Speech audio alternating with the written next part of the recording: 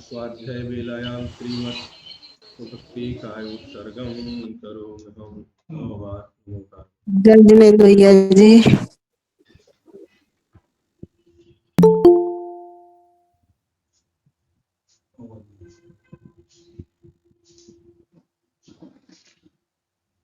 ओकारं बिंदु संयुक्तं नित्यं ध्यायन्ति योगिनः कामदं मोक्षदं च ओकाराय नमो नमः।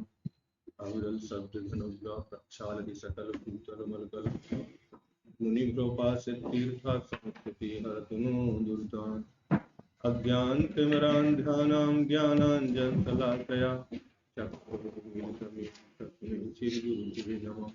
परम गुरुभ्ये नमः। परम्पराचार्य गुरुभ्ये नमः। सकल कलश विध्वंसकं श्रेयसां परिवर्धकं धर्म संबंधकं भव्य जीव मनः प्रतिबोधकारकं दम शास्त्रं श्री कर्म सिद्धांत जी नामधेयम् अस्य मूल ग्रंथ कर्तारा श्री सर्वज्ञ देव उत्तर ग्रंथ कर्तारा श्री गणधर देव प्रति गणधर देव तेषां वचनानुसारमासत् आचार्य श्री नेमिचंद सिद्धांत देव मंगलम भगवान वीरो मंगलम गौतमो गणि मंगलम मुकुंदार्यो जैन धर्म सुमंगलम सर्वमंगल मांगल्यम सर्वकल्याणकारकम प्रधानं सर्वधर्माणां जैनं जयतु शासनम्। सिद्धवरशासनानं सिद्धाणं कम्मचक्रमोहाणं कारुणनमोकारं भक्तिर्नमाम्यङ्गायं तिलोय सव्यजीवाणम् इदं धम्मो विदेशिणं वर्धमानं महावीरं वंदिता सव्यवेदिनं। पंच परमेष्टि भगवान की संत श्रोमणी आचार्य गुरुवर्त्री विद्यासागर जी महाराज की अहिंसा मयी विश्व जैन धर्म की। प्रश्न नंबर 18 पे निकाल लेंगे।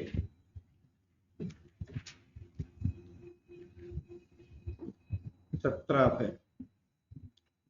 है ना। 21 नंबर का प्रश्न ही पढ़ना है ना। तो 20 नंबर का प्रश्न था कि इनमें कितनी प्रकृतियां घाती रूप एवं कितनी अघाती रूप होती है। तो 120 प्रकृतियों में से 45 प्रकृतियां तो घातिया रूप थी और 75 प्रकृति अघाती रूप थी। अब जो घातिया प्रकृति है इनमें दो प्रकार के भेद होते हैं, एक देशघाती और एक सर्वघाती, है ना। इनमें देशघाती एवं सर्वघाती प्रकृतियों का विभाजन किस प्रकार करना चाहिए। अघातिया कर्मों में देशघाती सर्वघाती प्रकृतियों का विभाजन नहीं है। अघातिया में कोई न देशघाती है ना सर्वघाती है। घातिया कर्मों में 26 प्रकृतियां देशघाती हैं और 21 प्रकृतियां सर्वघाती रूप है। देशघाती प्रकृतियां कौन सी है। तो ज्ञानावरण की 4, मति ज्ञानावरण, श्रुत ज्ञानावरण, अवधि ज्ञानावरण, मनःपरे ज्ञानावरण और केवल ज्ञानावरण। ये 4 प्रकृतियां ज्ञानावरण। केवल ज्ञानावरण नहीं है।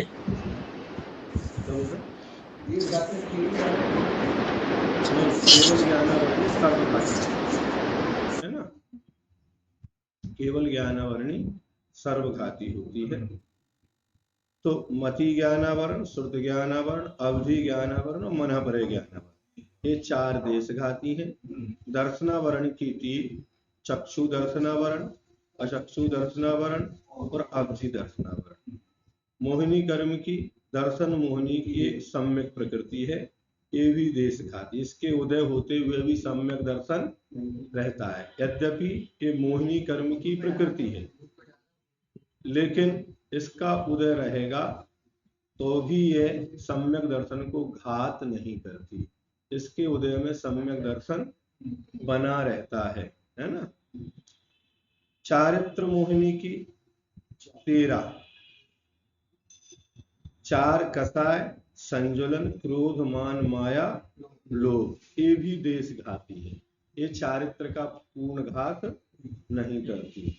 9 कसाय, आस, रति, अरति, शोक, भय, जुगुप्सा, स्त्री वेद, पुरुष वेद और नपुंसक वेद, ये भी कैसी है, देश घाती है। और अंतराय की 5 प्रकृतियां, दानांतराय, लाभांतराय, भोगांतराय, उपभोगांतराय और वीर्यांतराय, ये 5। इसलिए 5 लब्धियां सबको होती हैं, कोई भी जीव हो कोई ना कोई उनको प्राप्त होता है। 5 जो लब्धि होती हैं, और ये अंतराय, तो ये देशघाती होने के कारण लब्धि सबको प्राप्त हो जाती है। एक क्षायोपशमिक लब्धि होती है, क्षायक लब्धि। केवली भगवान के पास क्षायक लब्धि रहेगी, लेकिन अन्य संसारी प्राणियों के पास क्षायोपशमिक भाव लब्धि रूप में रहता है। इसलिए सभी को अपने अपने भाग्य के अनुसार भोजन पानी कुछ ना कुछ मिलता ही रहता है। सर्वघाती प्रकृतियां ज्ञानावरण की 1, केवल ज्ञानावरण, दर्शनावरण की 6, केवल दर्शनावरण और 5 निद्राएं। ये पांचों की पांचों निद्रा सर्वघाती होती है। नहीं समझे ना। कोई व्यक्ति अगर सो रहा है तो उसे कुछ भी ज्ञान नहीं होता। तो निद्रा, निद्रा निद्रा, प्रचला प्रचला प्रचला और स्थान वृत्ति, एक ज्ञानावरणी की 1 और दर्शनावरणी की 6। दर्शन मोहिनी की मिथ्यात और सम्यक मिथ्यात। सम्यक मिथ्यात जात्यंतर सर्वघाती है। इसका बंद उदय तो होता है लेकिन बंद नहीं होता, इसलिए 21 गना के भी 20 ही कहेंगे। नहीं समझे ना। सर्वघाती कितनी है, तो 20 ही है। चारित्र मोहिनी की 12, अनंतानुबंधी चतुर्थ, अप्रत्यख्यानावरण चतुर्थ और प्रत्यख्यानावरण चतुर्थ। अनंतानुबंधी के उदय में किसी भी जीव को सम्यक दर्शन उस सर्वघाती है। उसी प्रकार अप्रत्यख्यानावरण का उदय होगा तो देश संयम को पूरा घाती है वो, और प्रत्यख्यानावरण सकल संयम को पूरा घातती है। तो ऐसी ये 12 प्रकृतियां चारित्र मोहिनी कर्म की है। यहाँ बंध का प्रकरण है, इसलिए 25 प्रकृतियां देशघाती एवं 20 प्रकृतियां सर्वघाती जानना चाहिए। जैसे घातीय कर्मों कितनी होती है, 47 है ना। उन 47 में 2 का बंध नहीं होता तो 45 बची। अब उन 45 में इनने गिनाई कितनी, 25 और 21 46। तो जो सम्यक मिथ्यात्व प्रकृति है वह भी बंध के योग्य नहीं होती। तो देशघाती 20 ही प्रकृतियां हैं। देशघाती माने एक देश रूप से आत्मा के गुण की प्रच्छादित शक्तियां देशघाती स्पर्धक कहे जाते हैं। आत्मा के जो गुण हैं उनको एक देश ही ढक पाती है। एक दीपक है, उस दीपक के ऊपर एक अपन कोई जाली चल्ली रख दो तो क्या होगा, कुछ परछाई पड़ेगी और कुछ किरणें उसमें से बाहर निकलेंगी। किंतु यदि उस पर कोई ऐसा पात्र रख दिया जाए जिसमें छेद नहीं है तो उसमें से एक भी किरण बाहर नहीं आएगी। तो जो किरणें बाहर आई वो देशघाती, कुछ उजाला है, और पूरा ढक गया तो पूरा अंधकार हो गया, है ना। तो ऐसे ही जो आत्मा के ज्ञान आदि गुणों को पूरी तरह ढक लेते हैं, जैसे केवल ज्ञानावरण, तो केवल ज्ञान को पूरा ढक लेता है। केवल ज्ञान शक्ति रूप में है, लेकिन उस केवल ज्ञान का उदय क्षयोपशम नहीं है, आवरण उसके ऊपर आवरण पड़ा है तो प्रकटीकरण नहीं है। लेकिन मति ज्ञान, शुद्ध ज्ञान और अवधि ज्ञान, मन परे ज्ञान, केवल ज्ञान, इनको जो ढकने वाला कर्म है वो कौन सा है, देशघाती।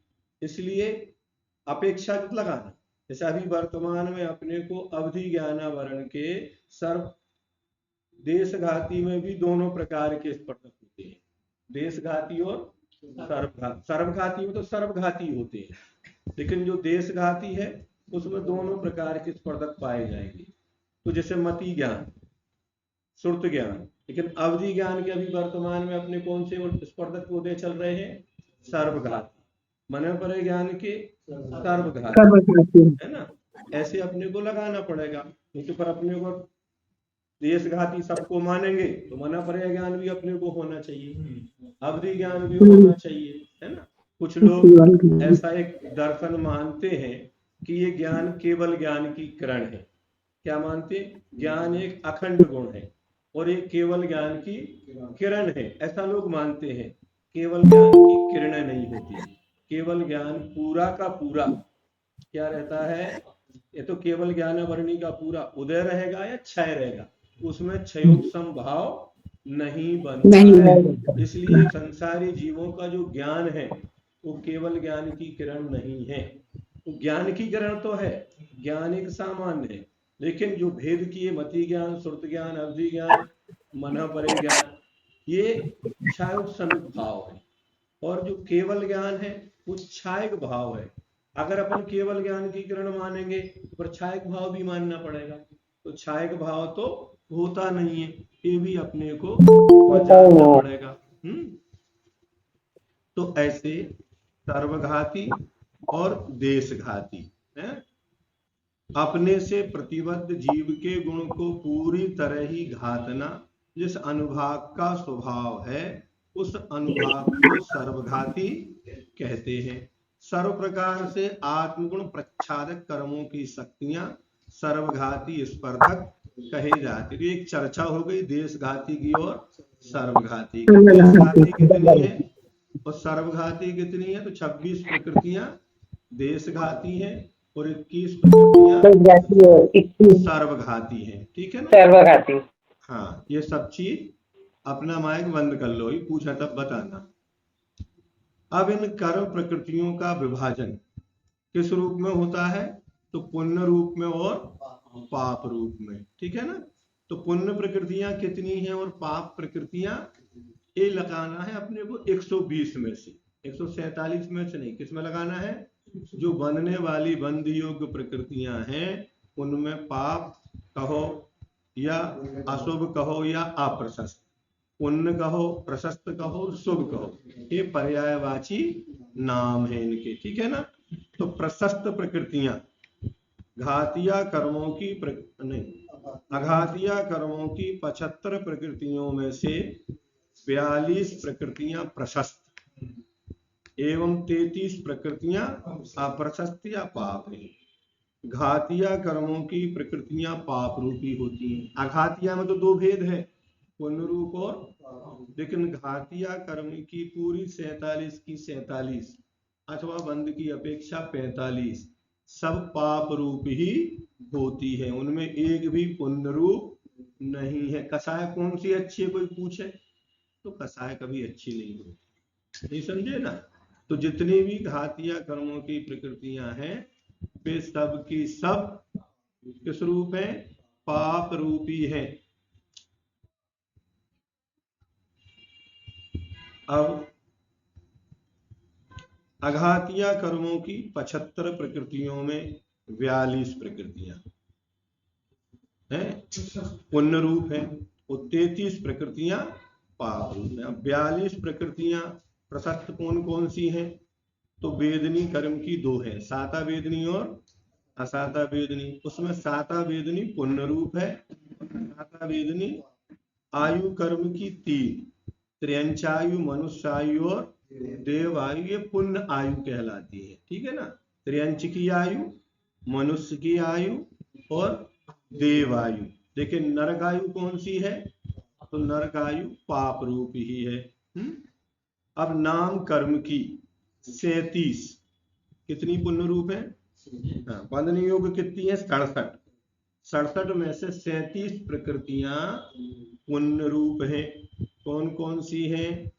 तो गति 2, देखो आयु तो 3 है और गति 2 है, मनुष्य गति और देव। त्र्यंच गति पाप रूप ही है, त्र्यंच आयु पुण्य रूप है। कोई भी त्र्यंच गति में जाना नहीं चाहता, लेकिन जो त्र्यंच गति में पहुंच गया वो मरना भी नहीं चाहता। ये समझे ना। तो गति दो, मनुष्य गति और इनको याद करने का तरीका है, अगर आप अच्छे से याद ना होती हो तो इनके अपन मंत्र बना लो। क्या कर लो? मंत्र बना लो। गति किसको नहीं होती?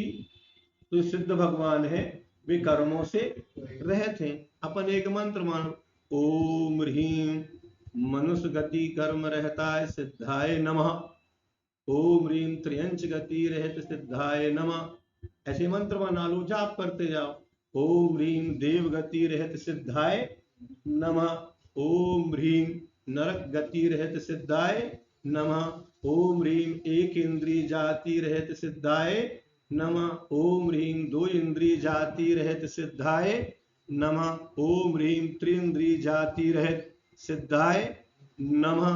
अपन पूरे 108 148 जितने मंत्र चाहें जो सिद्ध चक्र विधान करते हैं उसमें यही मंत्र आते हैं। तो अपन धीरे धीरे आदत डाल लो। अथवा पूजन करने बैठो तो आप अर्घ चढ़ा सकते हैं। किसको? सिद्ध भगवान को। कौन सी उपमा के साथ? ओम ह्रीम ज्ञानावरण कर्म रहत सिद्धाय नमार्घम नृपांति, ओम ह्रीम दर्शनावरण कर्म रहत सिद्धाय नमः अर्घम नृपांति, ओम ह्रीम वेदनी कर्म रहत सिद्धाय नमः अर्घम नृपांति, ओम ह्रीम मोहिनी कर्म रहत सिद्धाय नमः। जाप भी कर सकते आप, पूजन भी कर सकते हैं और अपने आप याद होती चली जाएंगी। तो सुबह सुबह उठे, कुछ नहीं करना, एक 10-15 मिनट ऐसा जाप कर लो। तो अलग से याद नहीं करना तो माला भी हाथ में ले लो, तो गिनते भी चले जाओ कि कितनी हो गई। नहीं समझे? नाम कर्म की 93 है, मूल कर्म 8 है, 101 हो गए। 7 अपन कोई उसमें और जोड़ देंगे तो 108 की माला हो गई। ऐसे भी जाप किए जा सकते हैं, ठीक है ना। ये भी एक चिंतन है। अब जाति कितनी होती हैं? 5। लेकिन पांचों जाति में एक जाति पुण्य रूप है। कौन सी? पंचेंद्रिय जाति। 5 शरीर पूरे के पूरे पुण्य रूप होते हैं, है ना। शरीर बंधन संघात ये सब पूरे के पूरे क्या है? पुण्य रूप ही होते हैं। संस्थान 6 होते हैं, उनमें एक संस्थान जो समचतुर संस्थान है वह पुण्य रूप है। तीनों के तीनों अंगोपांग प्रशस्तियां पुण्य रूप है। 6 सहनन होते हैं, उनमें से जो वज्र प्रथम नाराज प्रथम सहनन है वह पुण्य रूप है। जो वर्णादि 4 हैं वे पुण्य रूप भी होती हैं और पाप रूप भी होती है। पुण्य यहाँ गिना रहे हैं तो वर्णादि की 4 ये पुण्य रूप है। आनुपूर्वी कितनी होती हैं? अब आपको बताना पड़ेगी। तो आनुपूर्वी 4 होती है, नरक गत्यानुपूर्वी, त्र्यंच गत्यानुपूर्वी, मनुष्य गत्यानुपूर्वी और देव गत्यानुपूर्वी। उसमें से दो अनुपूर्वी, मनुष्य गत्यानुपूर्वी और देव गत्यानु। जितनी गति पुण्य है उतनी अनुपूर्वी पुण्य रूप है। तो ये दो। फिर अगुर लघु ये पुण्य रूप है। परघात ये पुण्य प्रकृति कहलाती है। उपघात पाप प्रकृति है और परघात पुण्य प्रकृति है। उच्छ्वास ये भी पुण्य प्रकृति है। आतप यद्यपि एक इंद्रिय में होता है, पृथ्वी काय में होता है, लेकिन फिर भी कौन सी प्रकृति है? वो पुण्य प्रकृति है। सूर्य के विमान में है, उसको सब देखना चाहते हैं, सब अर्घ चढ़ाते हैं, तो प्रकृति कौन सी है? पुण्य रूप है आतप। उद्योत भी पुण्य प्रकृति है। फिर व्याहु गति, ये सब नाम दोबारा रिपीट हो रहे हैं तो आपको याद भी हो जाना चाहिए। व्याहु गति 2 होती है, एक प्रशस्त व्याहु गति और तो प्रशस्त व्याहु गति पुण्य रूप है। फिर स्रस बादर पर्याप्ति प्रत्येक स्थिर शोभ शोभक स्वस्वर आदि यशा कीर्ति निर्माण ये 10 प्रकृतियां और एक तीर्थंकर ये सब की सब क्या है? ये पुण्य रूप। नाम कर्म की कितनी हो गई? 37। एक बार पुनः गिन लो। 2 गति, 1 जाति कितनी हो गई? 3। 5 शरीर 8, 1 संस्थान 9, 3 अंगोपांग 12, 1 सहनन 13, वर्णादि 4 17, 2 अनुपूर्वी 19, है ना। अब एक एक कितनी है? 19 के बाद तो अगुरु लघु, परघार, उच्छ्वास, आतप, उद्योत, व्याहुगति, त्रस्त, वादर, पर्याप्त, प्रतीक, स्थिर, शोभ, सुभग, स्वस्वर आदि, यशा, कीर्ति, निर्माण और तीर्थंकर, ये सब मिला लो तो कुल कितनी हो गई? 36 हुई। अब ये एक और चाहिए अपने को, तो एक गोत्र कर्म की जो उच्च गोत्र है वह भी कौन सी है? पुण्य प्रकृति है। अप्रशस्त प्रकृतियां या पाप प्रकृतियां कितनी है? तो घातिया कर्मों की पूरी की एक सरल गिनना 45 गिन लो। ज्ञानावरणी की, दर्शनावरणी की 9, अंतराय की कितनी हो गई? 14 है ना, और मोहिनी कर्म की कितनी है? 26। 14 और 26 40। फिर असाता वेदनी और नरकायु है ना, तो 42 प्रकृतियां चाहिए अपने को। घातिया की 47 होती है तो मोहिनी की 28 जोड़ देंगे, है ना, ऐसे अपन जोड़ते चले जाओ। ये सब क्या हो गई? अप्रशस्त माने पाप प्रकृतियां। अब नाम कर्म की 30, नाम कर्म की 30 कौन कौन सी है?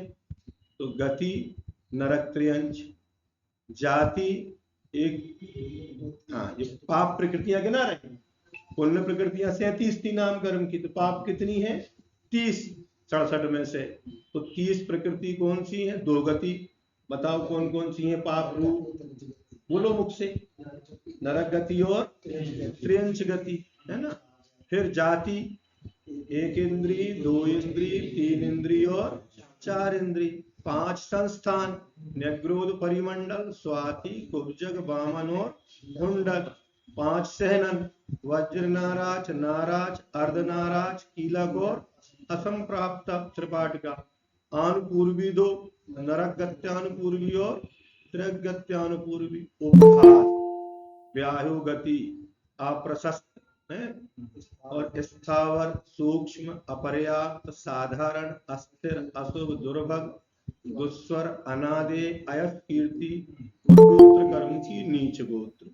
ऐसी ये पाप प्रकृतियां हैं। यहां तक ये सामान्य से कथन हुआ। अब बंध का कथन प्रारंभ हो रहा है। किसका हो गया? ये सामान्य से पुण्य की प्रकृति है, पाप कितनी है, घातिया कितनी है, अघातिया कितनी है, एक अपना एक फाउंडेशन, नींव तैयार हो गई। अब बंध के प्रकरण में, क्योंकि इस पुस्तक का नाम क्या? बंध प्रकरण, ग्रंथ का नाम ही रखा है, कर्म सिद्धांत बंध प्रकरण। अब बंध के प्रकरण में कितनी बातों का ध्यान रखना चाहिए? तो बंध के प्रकरण में 4 बातों का ध्यान रखना चाहिए। सबसे पहले बंध के योग्य प्रकृतियां, बंध के अयोग्य प्रकृतियां, अबंध प्रकृतियां और बंध विच्छित्ति। कितनी चीजें हो गई? 4। कौन कौन सी? हाँ जी, हाँ,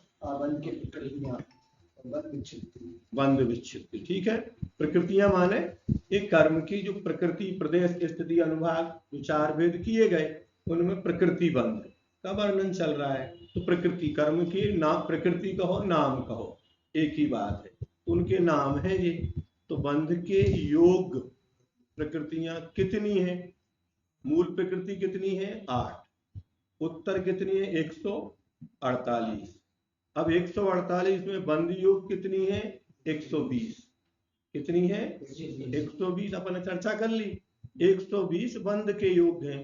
तो जो कर्म प्रकृतियां किसी भी गुणस्थान या मार्गणा के किसी भी भेद में बंधती हो, वे बंध प्रकृतियां हैं। भले ही पहले गुणस्थान में नहीं बंध रही, चौथे में बंधने लगती है तीर्थंकर। आहारक दुख 6वें से 8वें में पहले नहीं बंध रही, लेकिन फिर भी बंध के योग्य प्रकृति है। लेकिन सम्यक्त प्रकृति बंध के योग्य नहीं है, सम्यक मिथ्या बंध के योग्य नहीं है। फिर 5 बंधन और 5 संघात भी बंध के योग्य नहीं है। उसी प्रकार स्पर्श आदि के 16 वो बंध के योग्य नहीं है। तो जो कर्म प्रकृतियां किसी भी गुणस्थान, गुणस्थान कितने होते हैं? 14। और या मार्गणा के किसी भी भेद में, मार्गणा कितनी होती हैं, वे भी 14 हैं, लेकिन उनके भेद हैं। कुछ प्रकृतियां नरक गति में नहीं बनती, कुछ देव गति में नहीं बनती, कुछ त्रियंच गति में नहीं बनती, लेकिन कहीं ना कहीं तो बनती है। ऐसा नहीं है कि सर्वथा बंध के योग्य नहीं है। हाँ, अगर वो नरक गति में नहीं बन रही तो देव गति वाले को बन रही होगी, देव गति को नहीं बन रही तो नरक गति में बन रही होगी, मार्गणा के भेदों में, लेकिन बंध के योग्य हैं। वे बंध प्रकृतियां हैं, वे 120 प्रकृतियां सभी मार्गणाओं में सामान्य रूप से बंध के योग्य हैं, लेकिन मार्गणा या गुणस्थान के किसी विशेष भेद में सभी नहीं बनती।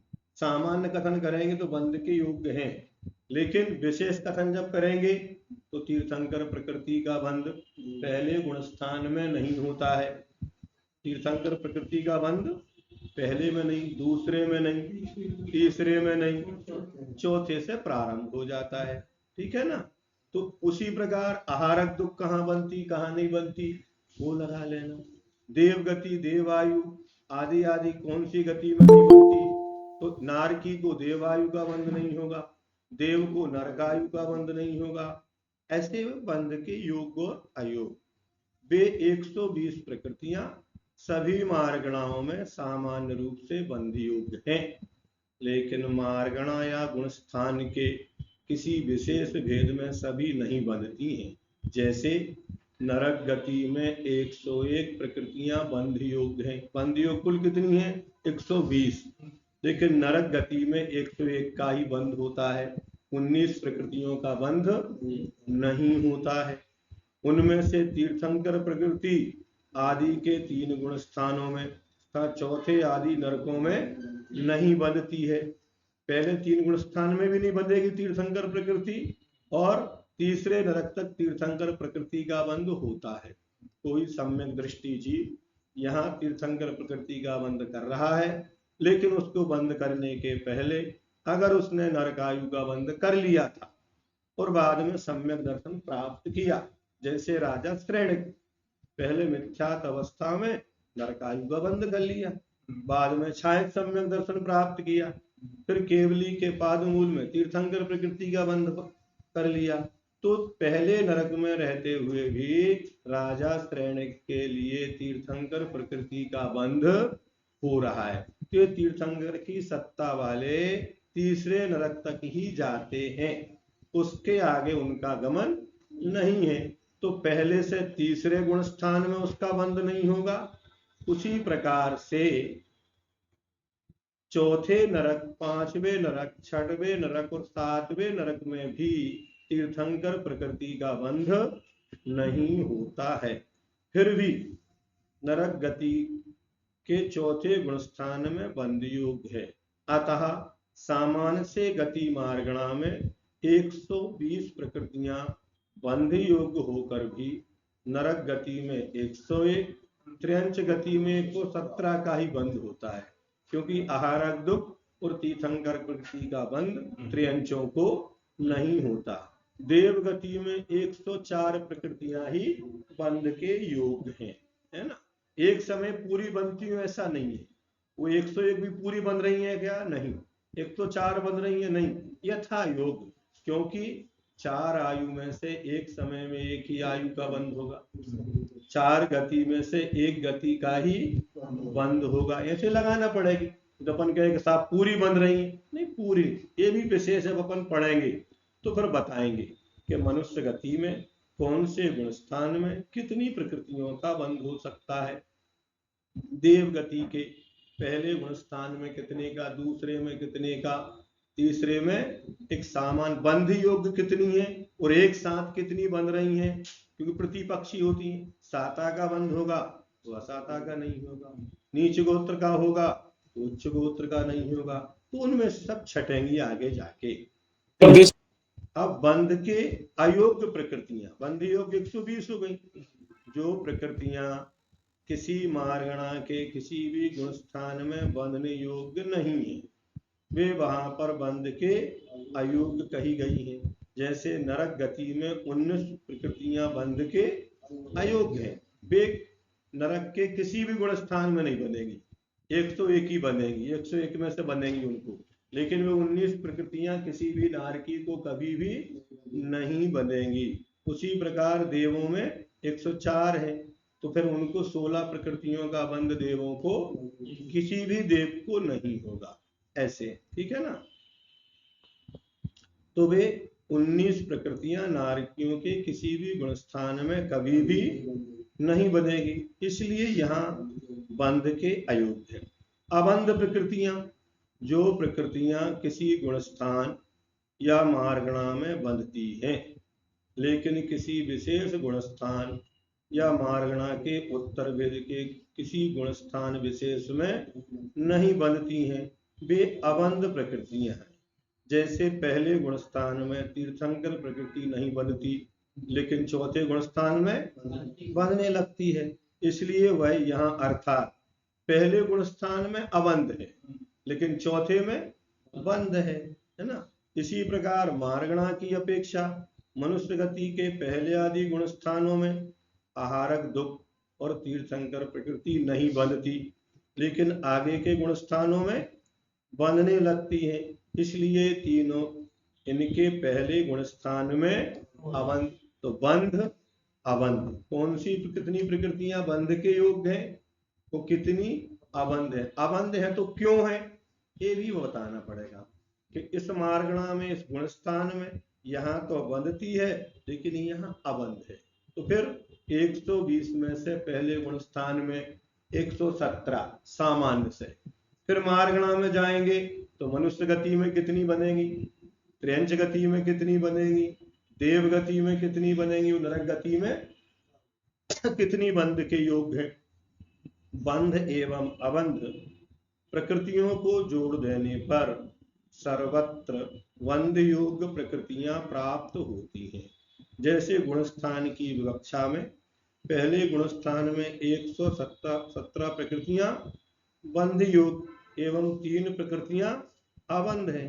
इन्हें जोड़ देने पर 120 प्रकृतियां गुण स्थानों में बंध के योग में 3 जोड़ दो, पहले गुण स्थान में नहीं बंध रही हैं, लेकिन आगे जाके बंधने लग गई, तो 120 हो गई। मार्गणा की विवक्षा में पहले नरक के पहले गुण स्थान में 100 प्रकृतियां बंध योग एवं 1 प्रकृति अबंध है। अब दोनों को जोड़ देने पर 101 प्रकृतियां बंध के योग्य हो जाती हैं। इसी प्रकार अब चौथी चीज, 4 बातें कही थी, बंध के अयोग्य प्रकृतियां और अबंध प्रकृतियां, बंध योग्य प्रकृतियां, बंध के अयोग्य प्रकृतियां और अबंध प्रकृतियां। बंध के अयोग्य जो होंगी वो कभी नहीं बनेंगी, लेकिन अबंध प्रकृतियां कहीं बंध रही हैं, कहीं, तुम्हें भेद समझ लेने का। बंध के अयोग्य हो गई, वो कहीं किसी भी गुण स्थान में नहीं बनेंगी, किसी मार्गणा में नहीं बनेंगी, लेकिन अबंध प्रकृति पहले गुण स्थान में नहीं बंध रही, लेकिन चौथे गुण स्थान में बंधने लगेगी, ऐसे उसको लगाना।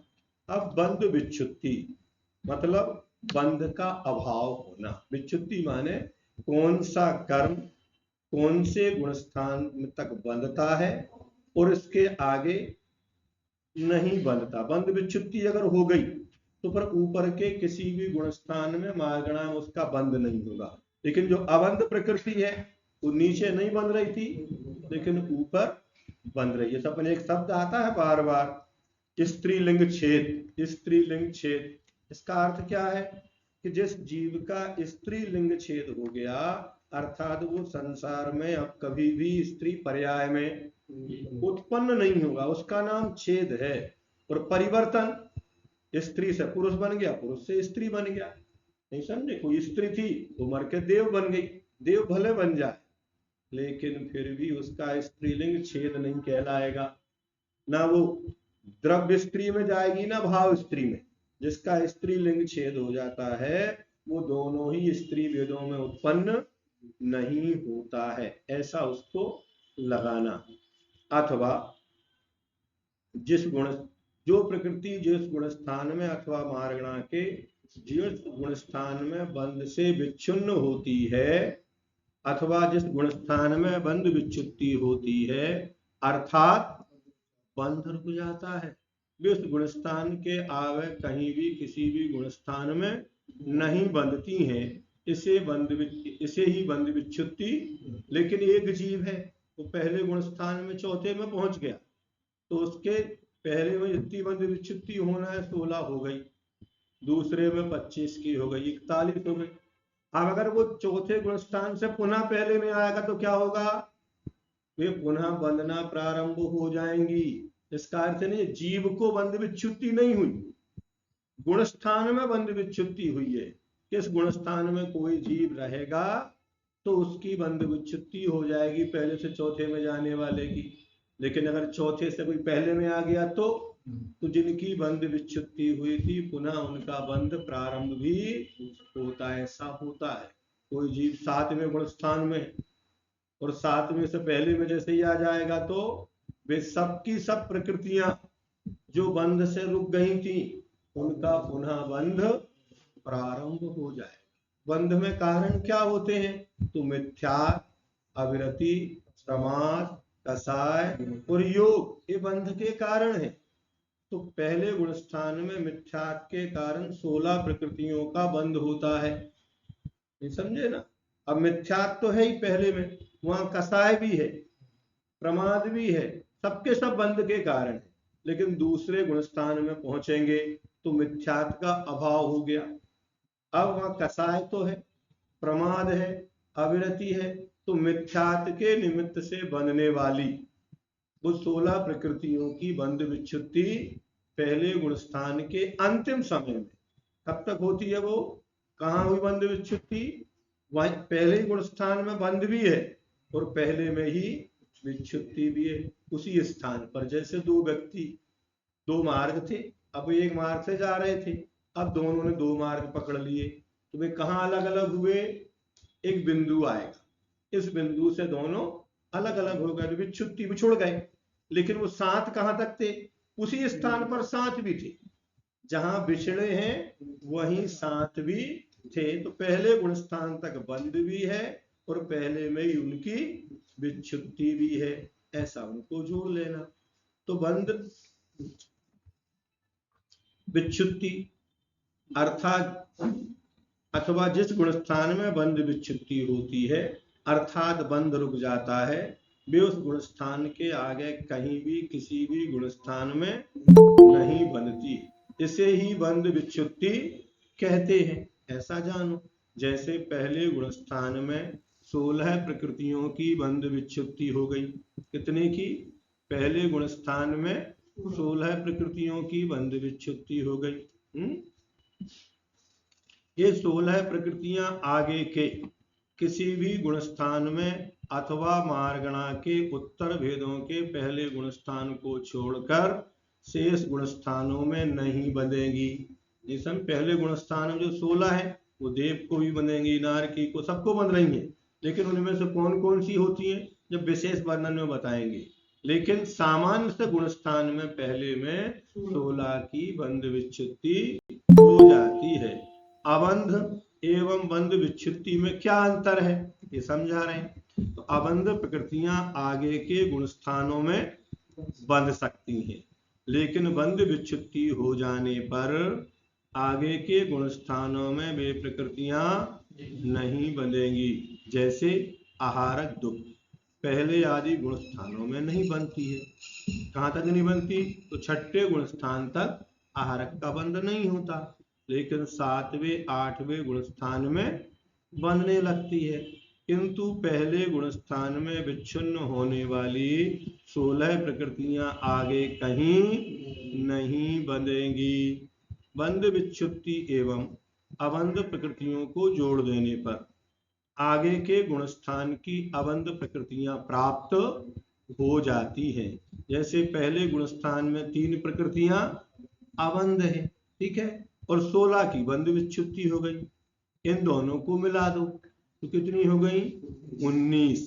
तो पहले गुण स्थान में 117 बंध के योग है, 16 की बंध विच्छुत्ति है और 3 अबंध रूप है। तो 3 और 16 मिलाओ तो कितने हो गए, 19। तो दूसरे गुण स्थान में 19 प्रकृतियां अबंध प्रकृतियां हैं। ठीक है, बंध योग 120, उनमें से 19 को कम कर दो तो कितनी बनेंगी दूसरे गुण स्थान में? 101 प्रकृति का ही दूसरे गुण स्थान में बंध होता है। ठीक है, कोई कोई प्रकृति बीच के गुण स्थानों में बनते हुए रुक जाती है, उसे भी अबंध में जोड़ देना चाहिए। कहाँ रुक जाती है? तो जैसे तीसरे गुण स्थान में, पहले गुण स्थान में चारों आयु का बंध है, दूसरे गुण स्थान में 3 आयु का बंध है। अब दूसरे में 1 आयु की बंध विच्छुत्ति हो गई तो 2 बची। अब तीसरे गुण स्थान में किसी भी आयु का बंध नहीं और किसी भी कर्म प्रकृति की विच्छुत्ति भी नहीं होती तीसरे में, है ना? तीसरे में कोई बंध विच्छुत्ति भी नहीं है और आयु कर्म का बंध भी नहीं होता। तो 2 आयु तीसरे में तो नहीं बन रही, लेकिन चौथे में जैसे ही पहुंचेंगे तो वहां बंधना प्रारंभ हो जाती है। अब उसमें भी अलग अलग विवक्षाएं हैं। चौथे गुणस्थानवर्ती मनुष्य को मनुष्य आयु का बंध नहीं होता, नहीं समझे ना? लेकिन देव को होता है, नारकी को होता है, त्र्यंच को होता है, लेकिन मनुष्य को, क्योंकि सम्यक दृष्टि मनुष्य मर के मनुष्य नहीं बनता और सम्यक दृष्टि देव मर के देव नहीं बनता। सम्यक दृष्टि या मिथ्या दृष्टि नारकी मर के नारकी नहीं होता। तो ऐसे उनको लगा लेना।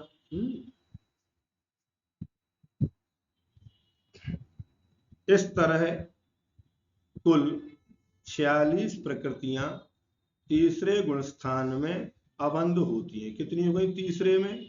19, तो 16 की विच्छुत्ति, 3 अबंध, कितनी हो गई?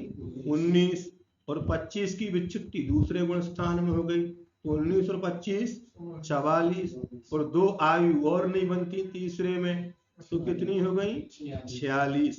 तो तीसरे गुण स्थान में 46 प्रकृतियां अबंध हैं। तो 120 में से 46 घटा दो तो कितनी बचेंगी?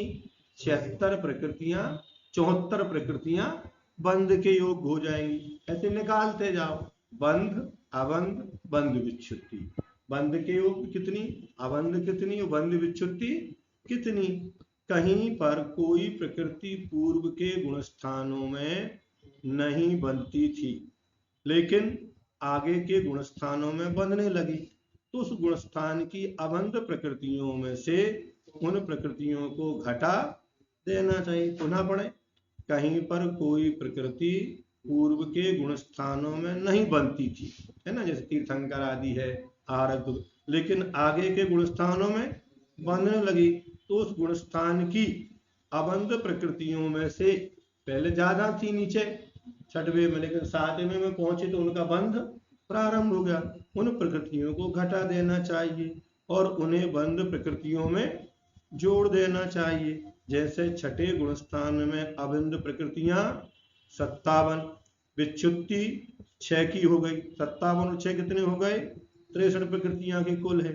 अब इस प्रकार 7वें गुण स्थान में 63 प्रकृतियां अबंध बनती हैं, लेकिन यहाँ आहारक शरीर एवं आहारक अंगोपांग नाम कर्म का बंध होने लगा है, इसलिए यहाँ इन दोनों को अबंध 63 में से घटाकर बंध योग 57 में से जोड़ देने से 7वें गुण स्थान में 59 प्रकृतियां बंध योग और 61 प्रकृतियां अबंध।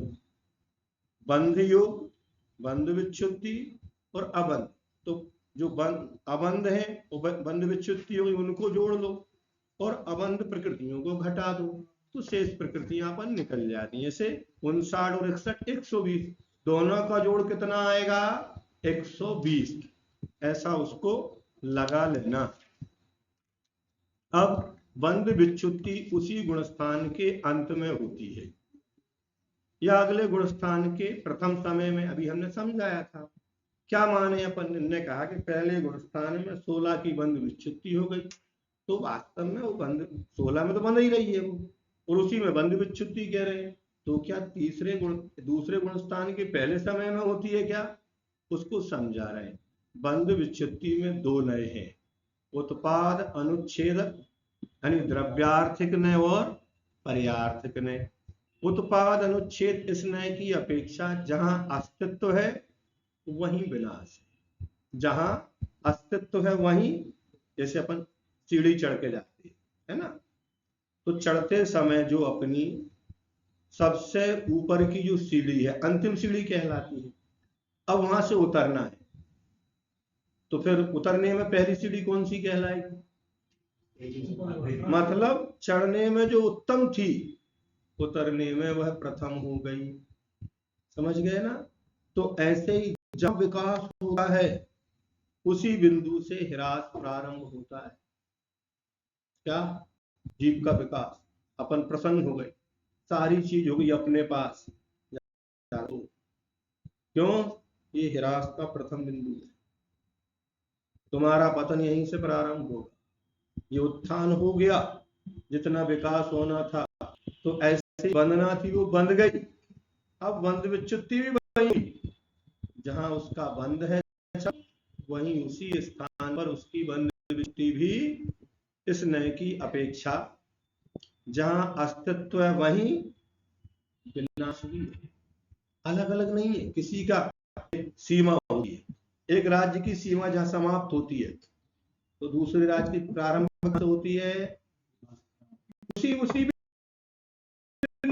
बाटर है बिल्कुल।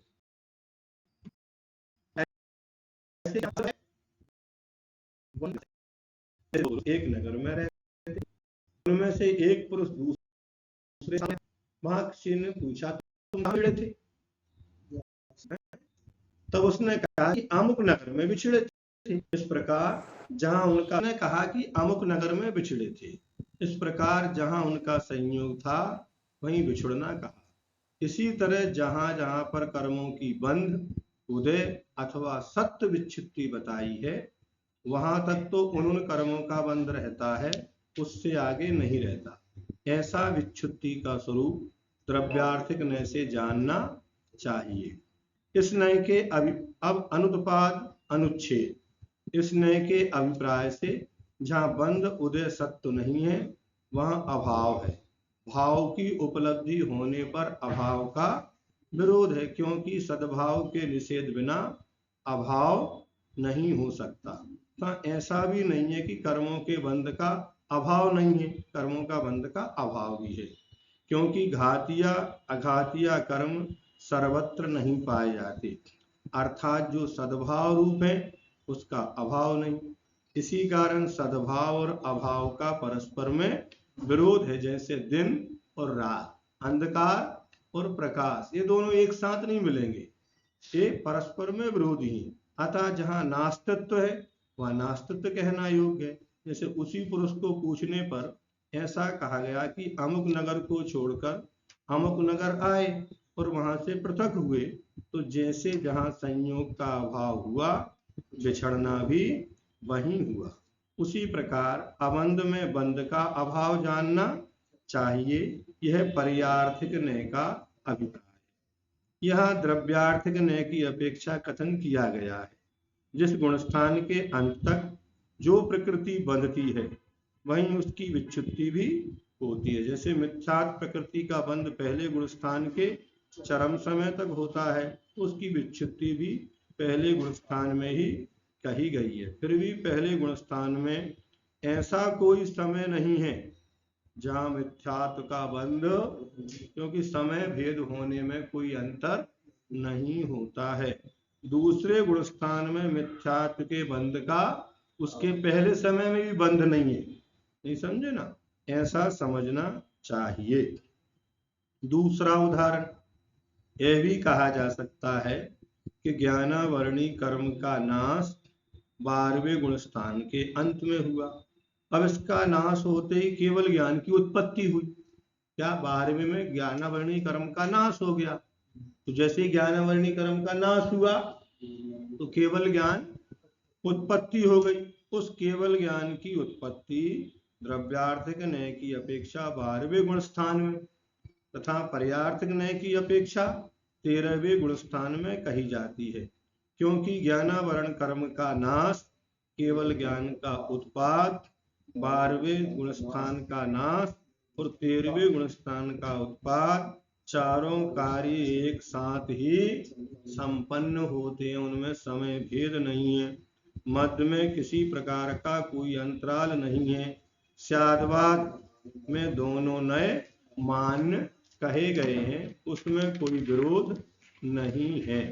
अब यहाँ तक ये प्रकरण पूरा हो गया है ना। कल से अपन पढ़ेंगे गुण स्थानों में कर्म प्रकृतियां, है ना। तो कौन सी प्रकृतियां कौन कौन से गुण स्थान तक बनती हैं, गुण स्थान कौन कौन से होते हैं, एक नया प्रश्न भी पहला चालू हो जाएगा।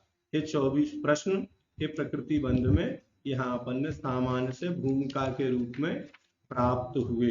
इनको सबको अगर अपना फाउंडेशन अच्छा होगा, नींव अच्छी होगी, तो आगे का महल भी अच्छा बन जाएगा। और यदि आपने इसको तैयार नहीं किया तो क्या होगा, आगे भी आप कमजोर पड़ जाएंगे। फिर पूछेंगे कि कौन से गुण स्थान में ज्ञानावरणी कर्म कहाँ से कहाँ तक बनता है, तो पहले से 10वें तक निरंतर बनता है। दर्शनावरणी कर्म कहाँ तक बनता है, तो उसके अलग अलग भेद बताएंगे। दूसरे गुण स्थान में 3 की विच्छुत्ति होगी, है ना। फिर 8वें गुण स्थान में 2 की विच्छुत्ति होगी और 10वें गुण स्थान में 4 की विच्छुत्ति। 9 प्रकृतियां हैं, तो 9 के कितने स्थान बन गए, 3 की बंध विच्छुत्ति दूसरे गुण स्थान में, मतलब दूसरे तक तो 9 का बंध है और 3 की विच्छुत्ति हो गई। पर 8वें गुण स्थान में निद्रा प्रचला वहां चली जाएंगी। फिर 10वें गुण स्थान में चक्षु दर्शन, अचक्षु दर्शन, अवधि दर्शन और केवल दर्शन। तो ऐसे आपको जो पुस्तक रहेगी उसमें सब लिखा रहेगा, लेकिन देख के पढ़ने के साथ समझना भी पड़ेगा, तब समझ में आएगा। आगे से नया प्रश्न चालू हो जाएगा। अभी ये 24 प्रश्न आप बार बार पढ़ें और याद करने का तरीका हमने आपको बता दिया कि कैसे याद करना है। तो ओम ह्रीम ज्ञानावरणी कर्म रहत सिद्ध परमेष्ठिने नमो नमः ऐसे कह सकते हैं, अथवा ओम ह्रीम ज्ञानावरणी कर्म रहत सिद्धाय नमः, दर्शनावरणी कर्म रहत सिद्धाय नमः, वेदनीय कर्म रहत सिद्धाय नमः, मोहिनी कर्म रहत सिद्धाय नमः, आयु कर्म रहत सिद्धाय नमः। जोड़ दो, ओम ह्रीम तो सब में लगा नहीं है। इसी प्रकार नरक गति रहत सिद्धाय नमः, त्रिहंच गति रहत सिद्धाय नमः, देव गति रहत सिद्धाय नमः। जल्दी भी पढ़ सकते हैं आप, आपको याद होना चाहिए। तो इस प्रकार से आज का विषय समय भी पूरा हो गया और विषय भी पूरा हो गया। जावानी के ज्ञान ते सूझे लुकालो पुस्तक नमो सदा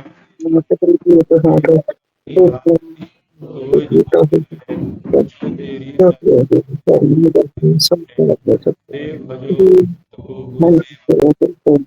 धर्म पालो सदा, यही मोक्ष का बंध।